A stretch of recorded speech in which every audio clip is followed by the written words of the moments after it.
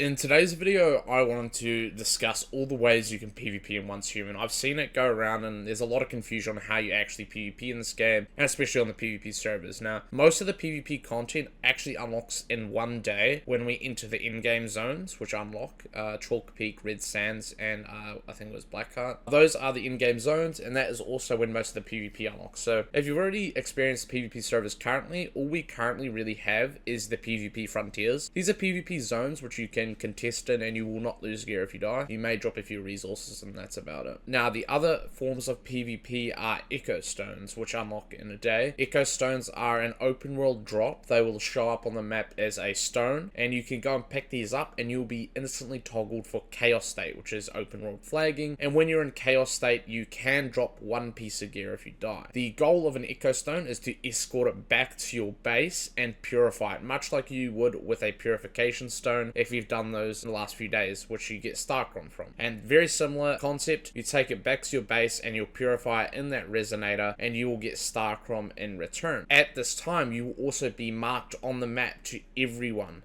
Everyone will be able to see your location, and they can come and raid you while you're doing this purification for Starcron. So it is very important to know what you're getting into and have a good foundation and a good base to defend from. And again, have all hands on deck, have your warband or hive there to help you out, of course. So again, that's sort of the main Echo Stone concepts, and it's a really fun experience. And I hope they got rid of the cap. There was a really bad cap in the beta where you could only do like a couple of them a week, and that sort of killed off Echo Stones entirely. So hopefully this time around, the Echo Stones are uncapped, and there's a lot more open world PvP to go on. The other form of PvP is related to the frontiers, which we already have, is in, a day, you will be able to declare on these frontiers and actually take control of them as a warband. So much like a territory in New World, you can actually own these as a warband and get rewards from owning them. But that's not the only thing. After the first declare has happened or occurred in a day, that first skill will basically get that territory for free, much like in New World when new zone releases, such as Brimstone Sands. And then you will have to defend that against other warbands that declare on you afterward. And how that works is in your warband tab, you have a warband fund. You can donate to the warband fund using resources. I highly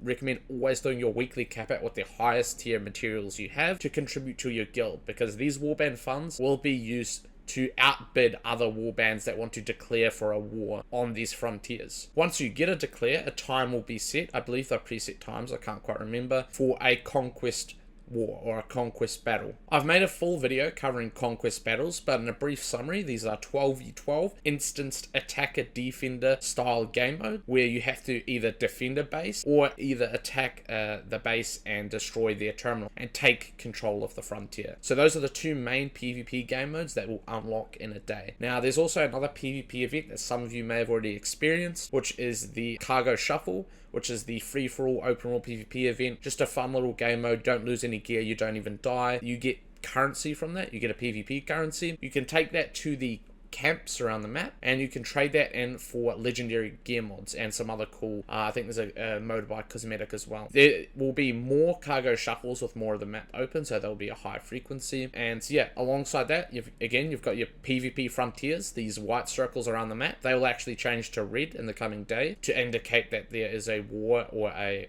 hive or warband controlling them. So again, keep an eye out for the declares. They will unlock as soon as that evolution school timer hits phase 2. And stay tuned, I've got build guide videos coming very soon. Peace.